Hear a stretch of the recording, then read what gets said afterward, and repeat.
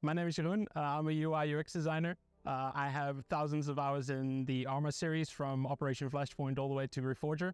I've always been running communities, playing a lot, and working on a lot of passion projects and small modding things as a graphic designer. And I just decided to apply at some point, and they decided to hire me. And now I do exactly the same thing what I do as a hobby, but now getting paid for it. The Arma series is quite new to the console platform and also quite new to the controller usage. And with the Enfusion engine now being the first release ever on console, it's very difficult to optimize everything for controller and mouse and keyboard and add modders to the mix to that, and it's going to make it even more challenging.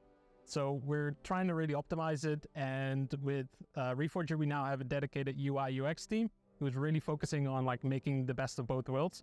And very early on in the development of new and existing systems, we already think really quickly how will it work on controller. You can already save your scenario locally and use it on a server where you're a game master on. And we're currently working on a function where you can share them with the community as well. And that's coming in a future update. We are listening to all the feedback and the wishes that you have for a full-fledged mission editor.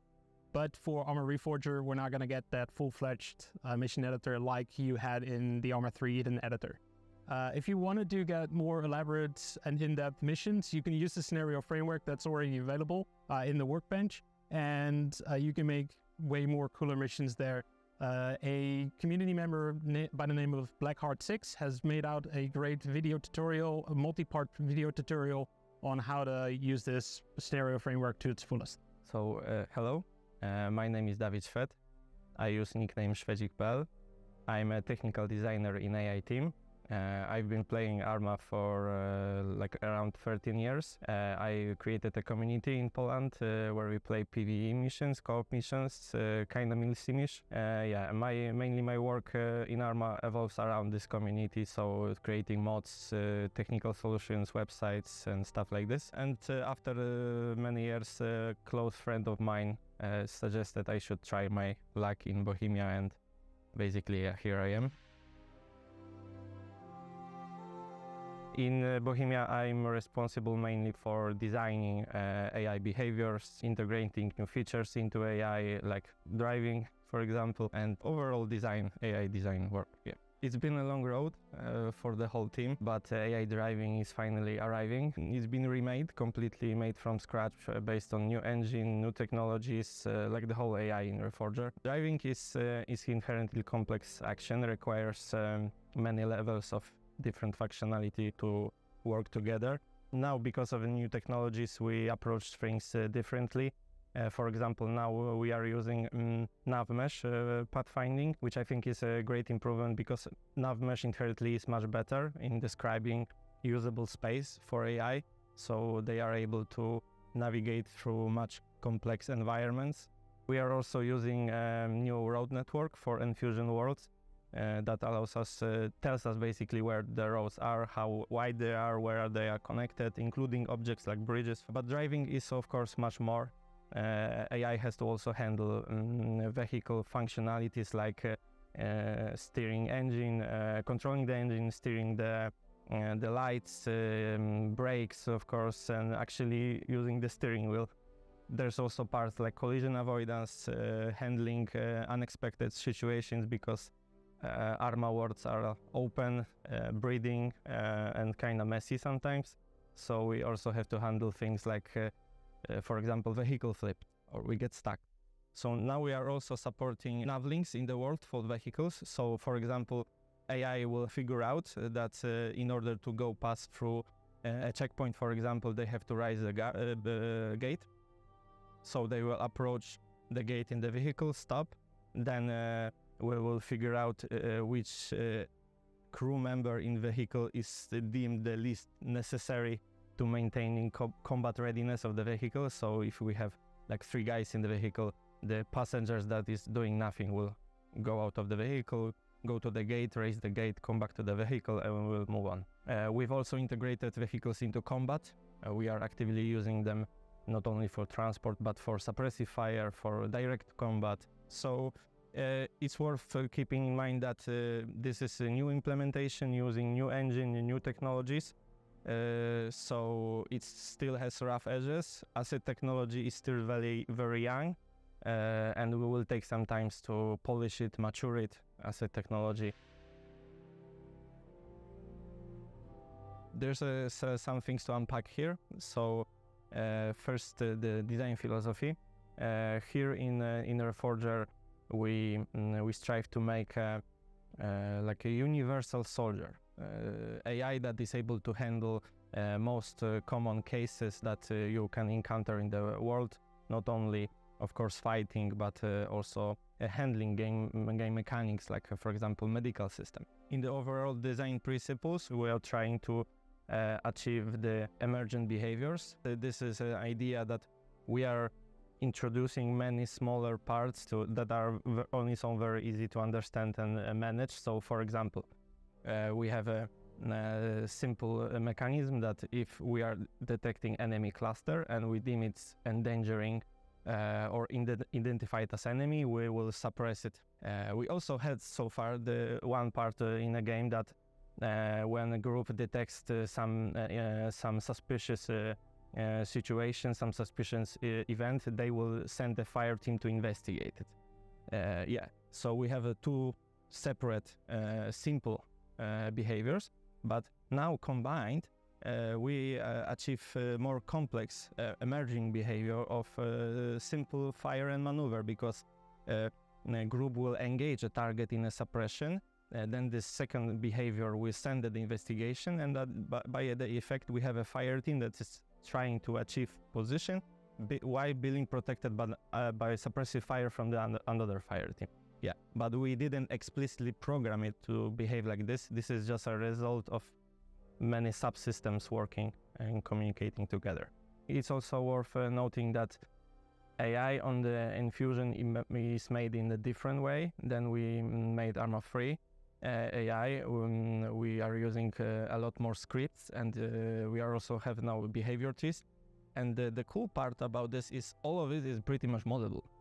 We of course have low-level APIs in the game code, it's C++. They communicate through expose methods, but you can pretty much mod like vast majority of our AI, and it's really, really simple. As part of the conflict update, AI will be able to take command of the whole faction and assign objectives to faction groups, which also includes player groups. But this feature is still in heavy research and development, so it's too early to talk about this. Stay tuned for the updates on the roadmap. I started modding Arma 3 approximately 5 years ago when I took over the Anti-Stasi dev team for Arma 3. Due to my involvement with Anti-Stasi, I then was approached by a SOC fire team, in which I later grew up to the QA lead position, which then at a later point brought me to the Spirit 1944 CDLC, where I started as a QA lead and now I'm the producer of. Due to this journey, I then got my foot into the door at Bohemia Interactive. I now have the position of the QA lead for the Arma series, and I'm leading a team of 8 people which are dedicated for basically in-depth testing Arma Reforger as well as in the future Arma 4. So we stated in the past that we are not doing it right now, but this has been changed approximately 2-3 weeks ago, and we are now finally starting to look into Anti-Stasi for Arma Reforger. At the moment we are laying the framework which we want to use, and we are also making a gameplay design decisions and how the gameplay loop should look like. We have started looking into it, but as usual I can and will not give you an ETA, because that's not how we roll. This statement indeed is not true. We have PQA as well as IQA teams. PQA stands for Publishing QA, and we have a team of 50 people which are located at 3 different locations. On top of that, we have IQA, which is called Internal QA. And for the Arma series, I'm leading a team of 8 people, and we are tightly connected with the devs themselves. We are giving direct feedback on the in-production dev items. Is a continuous feedback loop. Why you might be thinking that we have no QA could be the experimental releases.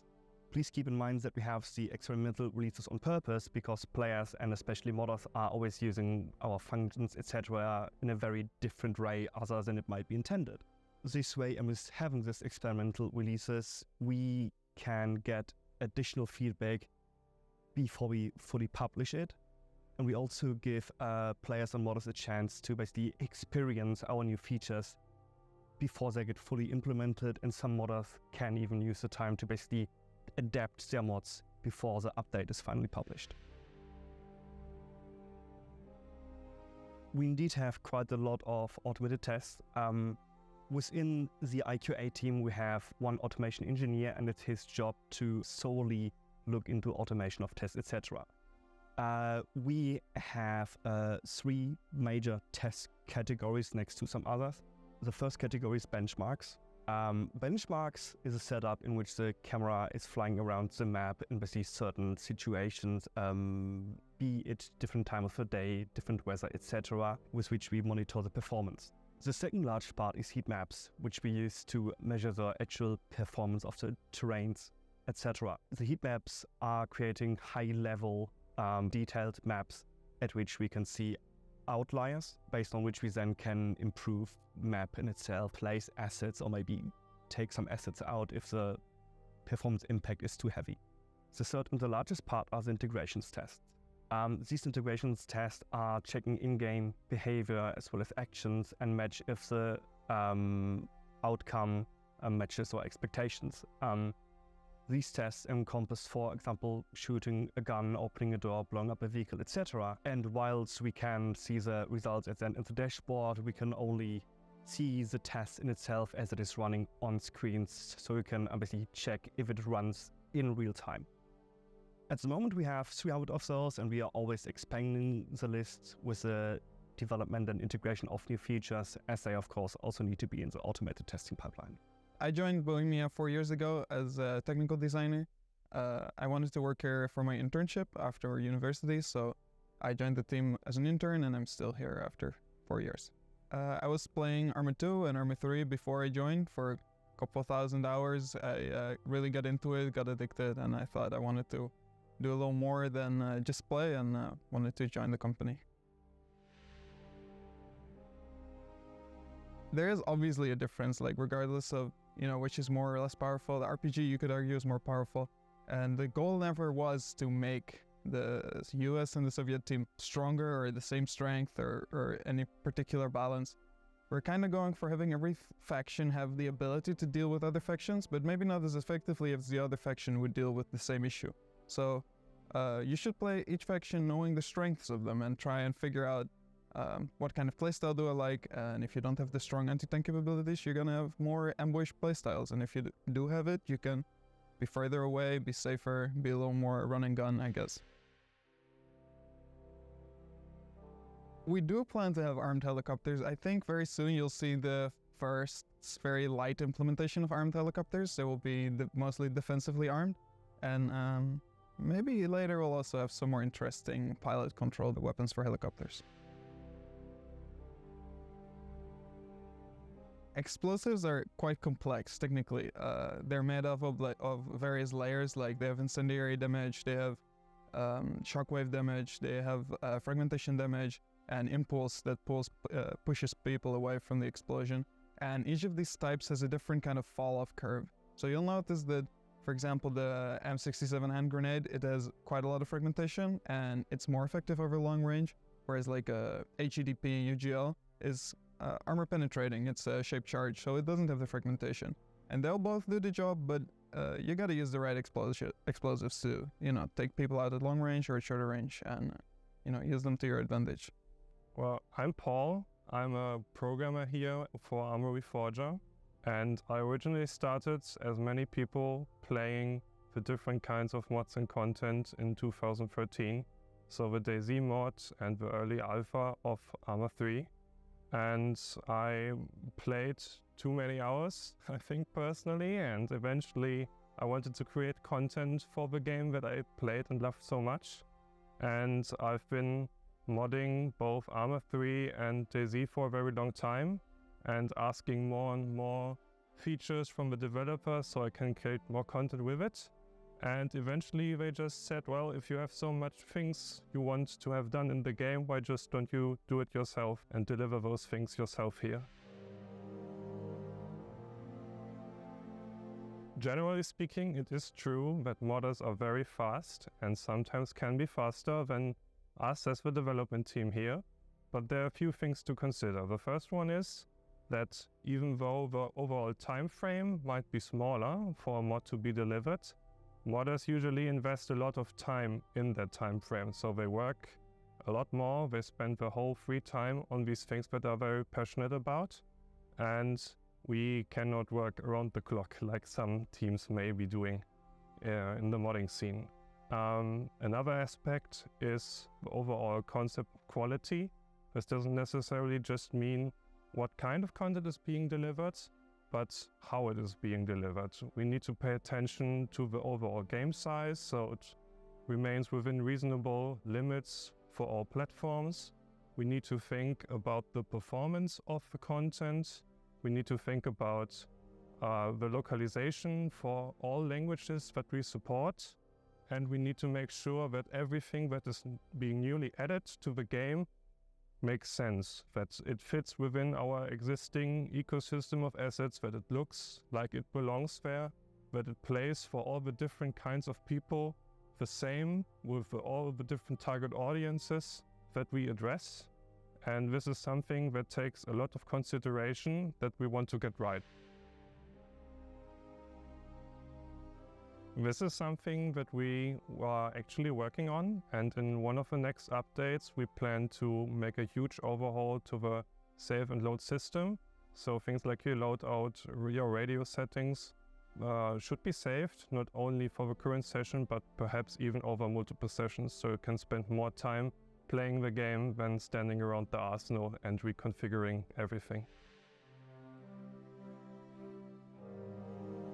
That's a good question. We actually did sit down with one of our target audiences, that being the modders, in the past, and we gathered some feedback from them on what they need from us to make their work easier.